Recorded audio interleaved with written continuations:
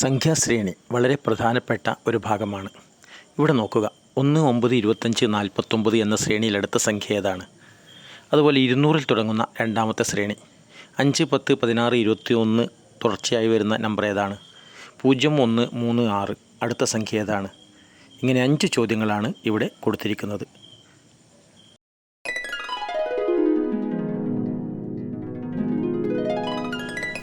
ഉത്തരം ശ്രദ്ധിക്കാം.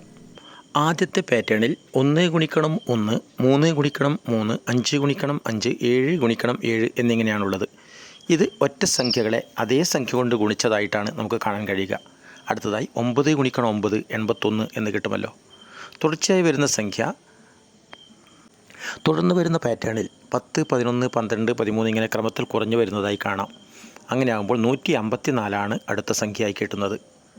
മൂന്നാമത്തെ പാറ്റേണിൽ 5, 10, 16, 21 എന്നിവയിൽ അവിടെ ക്രമത്തിൽ സംഖ്യ 5, 6 എന്നിവ കൂടുകയും വ്യത്യാസം വരികയും ചെയ്യുന്നു.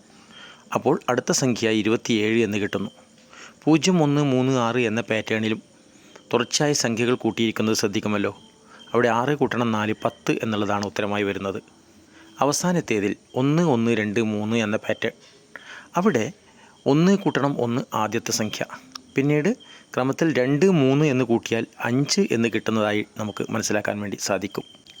ഓരോ പാറ്റേണുകളും ശ്രദ്ധിച്ചാൽ അവയിൽ ആദ്യത്തേത് തുടർച്ചയായി ഒറ്റ സംഖ്യകളെ അതേ സംഖ്യ കൊണ്ട് ഗുണിച്ചതായും, തുടർന്ന് വരുന്ന സംഖ്യയിൽ 10, 11, 12, 13 എന്നീ ക്രമത്തിൽ കുറഞ്ഞു വരുന്നതായും, തുടർന്ന് 5 കൂട്ടി 6 കൂട്ടി വീണ്ടും 5 കൂട്ടി 6 കൂട്ടി എന്ന ക്രമത്തിൽ വരുന്നതായും, അടുത്തതിൽ അടുത്തടുത്തുള്ള സംഖ്യകളോട് 1, 2, 3 അങ്ങനെ ക്രമത്തിൽ കൂട്ടുന്നതായും നമുക്ക് കാണാം.